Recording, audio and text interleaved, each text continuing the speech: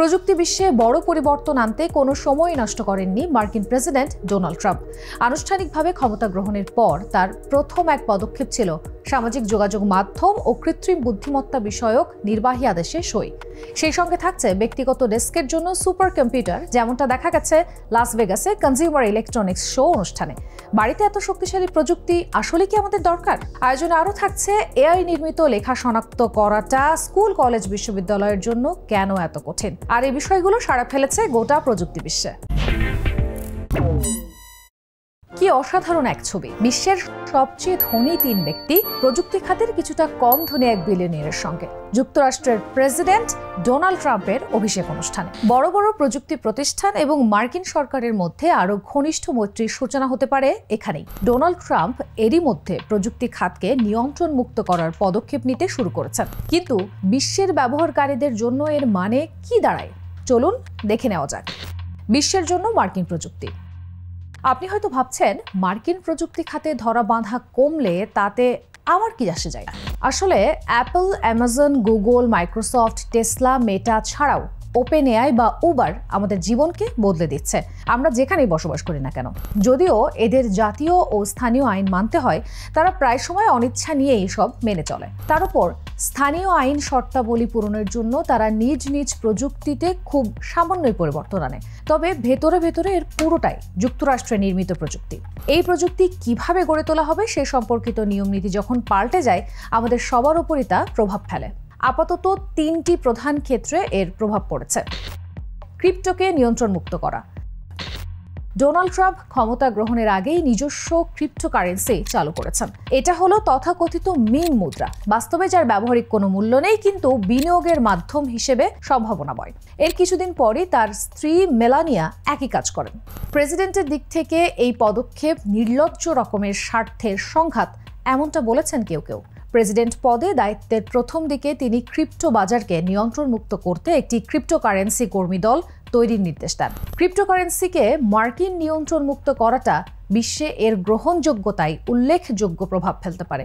ধারণা করা হয়, বর্তমানে বিশ্বের মোট জনসংখ্যার মাত্র 7% মানুষ ক্রিপ্টো ব্যবহার করে।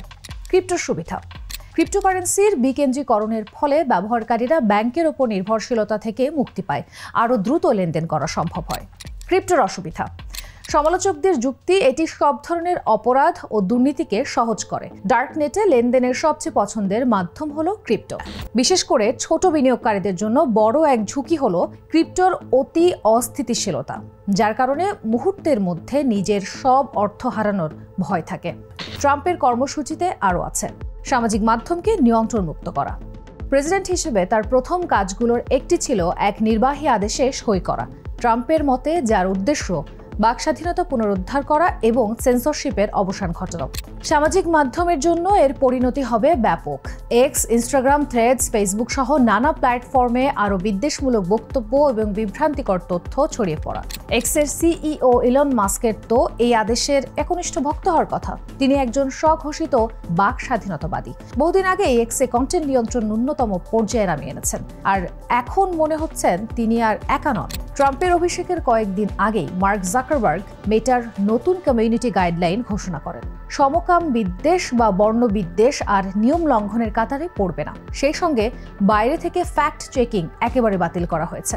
জাকারবার্গের দাবি, ফ্যাক্ট চেকাররা রাজনৈতিক পক্ষপাতদুষ্ট, কিন্তু তাদের বাদ দিয়ে দেওয়াটা ক্ষতিকারক হতে পারে। ব্যবহারকারীরা সম্ভাব্য বিপজ্জনক কন্টেন্ট, যেমন স্বাস্থ্য বিষয়ক ভুয়া তথ্যের কবলে পড়ে যেতে পারেন। এমনকি সংখ্যালঘুদের বিরুদ্ধে বিদ্বেষপূর্ণ বক্তব্য ফেসবুকে জায়গা পেলে তা সহিংসতার দিকেও গড়াতে পারে। রাজনীতি ও সামাজিক মাধ্যমের মধ্যে এই যোগসাজশ ব্যবহারকারীদের উদ্দেশ্যপ্রণোদিতভাবে প্রভাবিত করার কাজেও ব্যবহার হতে পারে। যেমন মার্কিন প্রেসিডেন্ট নির্বাচনের সময় ইলন মাস্ক নিজ প্ল্যাটফর্ম এক্সে ডোনাল্ড ট্রাম্পের পক্ষে ব্যাপক প্রচারণা চালিয়েছেন। এছাড়া ট্রাম্পের প্রচারণায় প্রায় $25 কোটি অনুদান দিয়েছেন। মাস্ক তো সরকারের অংশ হয়েও গেছেন, নবগঠিত সরকারি দক্ষতা বিভাগের পরিচালক হিসেবে। নিয়ন্ত্রণ মুক্ত করার জন্য ট্রাম্পের পরিকল্পনার আরেক লক্ষ্য এআইকে নিয়ন্ত্রণ মুক্ত করা। এআইয়ের জন্য $500 বিলিয়ন বিশাল এক উদ্যোগের ঘোষণা দিয়েছেন ট্রাম্প। ওপেন এআইয়ের স্যাম অল্টম্যান স্টারগেট নামের এই উদ্যোগের অংশ হচ্ছেন। একে ট্রাম্প বলছেন ইতিহাসের সবচেয়ে বড় এআই অবকাঠামো প্রকল্প। তার উপর এআই এর ঝুঁকি মোকাবেলায় বাইডেনের জারি করা নির্বাহী আদেশ বাতিল করে দিয়েছেন ট্রাম্প। এই আদেশ অনুযায়ী নতুন কোনো এআই সিস্টেম জনগণের জন্য উন্মুক্ত করার আগে এর নিরাপত্তা পরীক্ষার ফলাফল ফেডারেল সরকারকে জানাতে হতো। উদ্দেশ্য ছিল প্রতিষ্ঠানগুলো যাতে আধা খেছড়া এআই পণ্য বাজারে ছাড়তে না পারে, এগুলো যাতে জাতীয় নিরাপত্তা, অর্থনীতি, জনস্বাস্থ্য বা জননিরাপত্তাকে ঝুঁকিতে ফেলে দিতে না পারে। বিতর্কের কেন্দ্রে আছে জেনারেটিভ এআই। চাওয়া মাত্র লেখা, ছবি ও ভিডিও বানিয়ে দেয় এটি। দুর্ভাগ্যবশত এই প্রযুক্তির একগাদা সমস্যা আছে। টেক্সট এআই ভুল করে, এমনকি বানিয়ে কথা বলে। আবার বিভিন্ন ধরনের ডিপ ফেক তৈরির জন্য ইমেজ এআই এর অপব্যবহার করা হতে পারে। নিয়ন্ত্রণমুক্তকরণে কার লাভ? যেসব নিয়ন্ত্রণমুক্তকরণ পরিকল্পনার কথা বললাম, এসবের ফলে প্রযুক্তি শিল্প খাতে উচ্ছ্বাস দেখা যাচ্ছে। সারা বিশ্বে ব্যবহারকারীদের জন্য এর দুটো অর্থ হতে পারে। ভালো দিকটা হলো আরও দ্রুত আমরা নতুন মার্কিন প্রযুক্তি ও পণ্য পেতে পারি। খারাপ দিকটা হলো এতে ভালো পণ্য পাওয়া যাবে এমন সম্ভাবনা কম, বরং উল্টোটা হতে পারে। ডেভেলপারদের ওপর বাঁধা ধরা কমে গেলে অসম্পূর্ণ বা অপরিপক্ক ধারণাগুলোর পরীক্ষামূলক প্রয়োগের ক্ষেত্রে আমরা হতে পারি বলির পাঁঠা। বিশেষ করে এআই এর মতো নতুন প্রযুক্তির ক্ষেত্রে আসলেই কিছু বিপদের শঙ্কা আছে। ট্রাম্পের মেয়াদে প্রযুক্তিতে কি আশা করছেন আপনি? জানান আমাদের। আপনি কি ফুটবল ভালোবাসেন? এআই যদি বিশ্ব জুড়ে আপনার প্রিয় দলগুলোর খেলার হাইলাইটস একত্রিত করে দেয়, তবে কেমন হয়? নাকি আপনি বাগান করতে ভালোবাসেন, চাইছেন কোনো এআই মডেল আপনার চাহিদা বুঝে বাগানের জন্য পরামর্শ দেবে? আপনার কাছে তো আর সুপার কম্পিউটার নেই যে এমন কিছু সম্ভব হবে। আপাতত কনজিউমার ইলেকট্রনিক্স প্রদর্শনী CES এ মার্কিন প্রযুক্তি প্রতিষ্ঠান এনভিডিয়া এমন অভিনব এক বিষয় উপস্থাপন করেছে যা আমাদের ভবিষ্যতের এই কল্পনার কাছাকাছি নিয়ে যেতে পারে। সেটা হলো ব্যক্তিগত এআই সুপার কম্পিউটার। পাত্তা দিচ্ছেন না? এটা কিন্তু আপনার কাজ ও জীবনযাত্রার ধরনকে আসলেই পাল্টে দিতে পারে। এসে গেল প্রজেক্ট ডিজিটস, এক ডেস্কটপ সুপার কম্পিউটার যা আপনাকে নিজস্ব এআই মডেল বানাতে দেবে। এআই ভিত্তিক মডেলের সমস্যা সমাধানের দক্ষতা নির্ভর করে কয়টি প্যারামিটার সে সামলাতে পারে তার উপর। যত বেশি তত ভালো। এনভিডিয়া বলছে 200 বিলিয়ন প্যারামিটারের এআই মডেল নিয়ে কাজ করতে পারে প্রজেক্ট ডিজিটস। তুলনার জন্য বলি, মূল চ্যাটজিপিটিতে মাত্র 175 বিলিয়ন প্যারামিটার ছিল, আর কাজের জন্য বিশাল ডেটা সেন্টারের দরকার হতো। আর সেখানে আমরা এখন এটা পাচ্ছি। এককভাবে অথবা উইন্ডোজ পিসি বা ম্যাকের সঙ্গে যুক্ত করে এটা চালাতে পারেন। তাহলে এটাই কি আপনার নতুন কম্পিউটার? সম্ভবত না, আপাতত।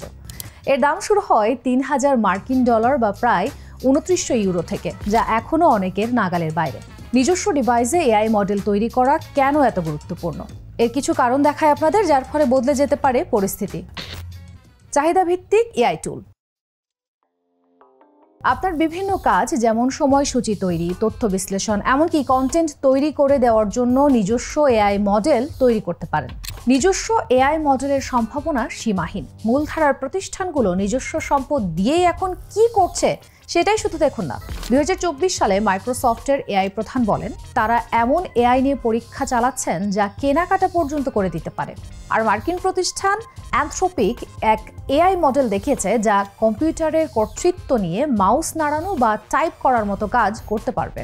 ওপেন এআই এর স্যাম অল্টম্যানেরও প্রত্যাশা এই বছরই ভার্চুয়াল সহকর্মীরা কর্মক্ষেত্রে যোগ দেবে, যার অর্থ নানা প্রকল্পে আপনার সঙ্গে কাজ করবে প্রশিক্ষিত এআই মডেল।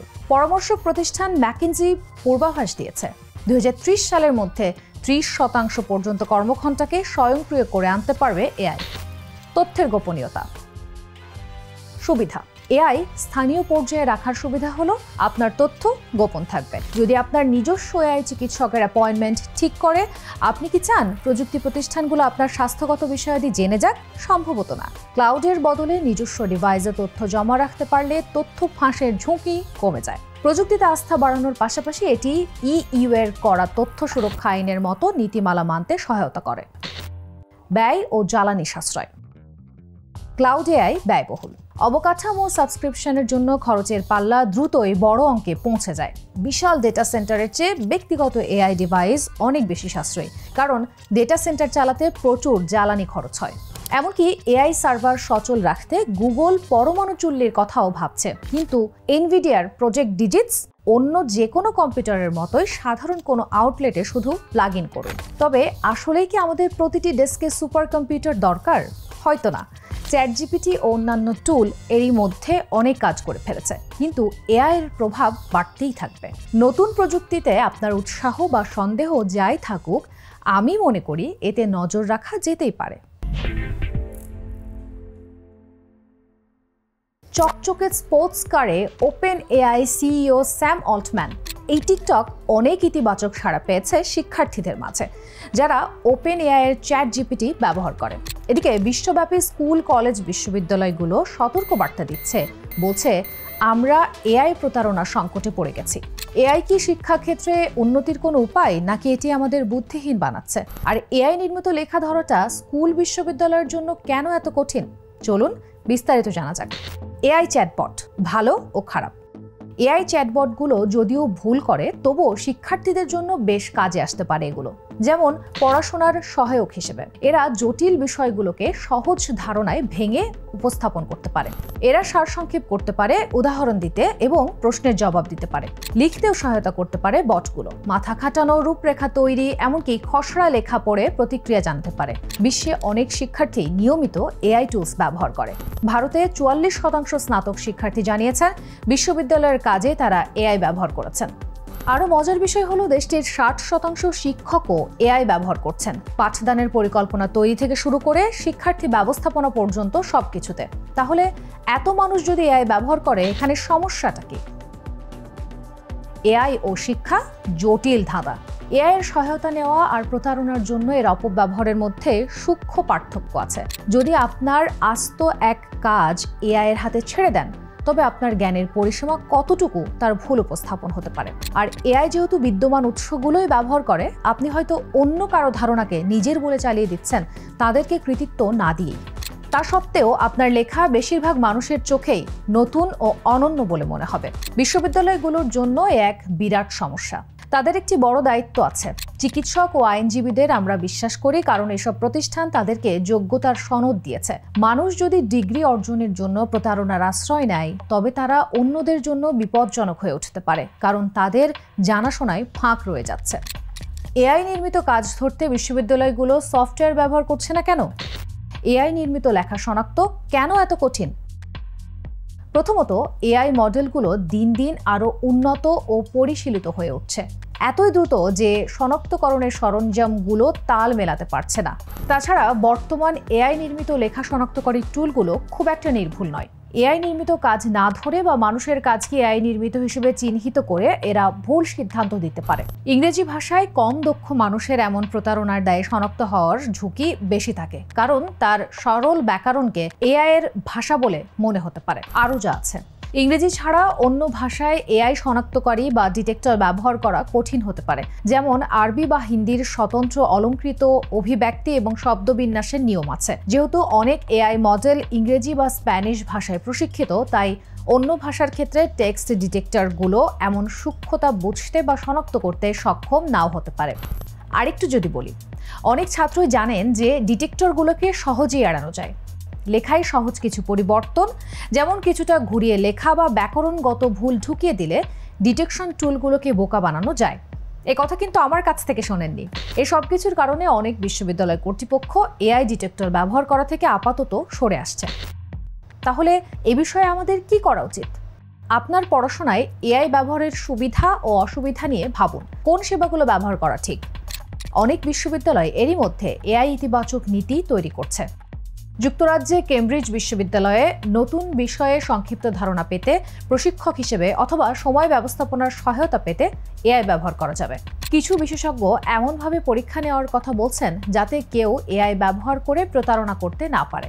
কর্মক্ষেত্রের জন্য শিক্ষার্থীদের প্রস্তুত করতে স্কুল কর্তৃপক্ষের উচিত জেনারেটিভ এআই শেখানো, তবে শুধু সীমিত সংস্করণের মাধ্যমে।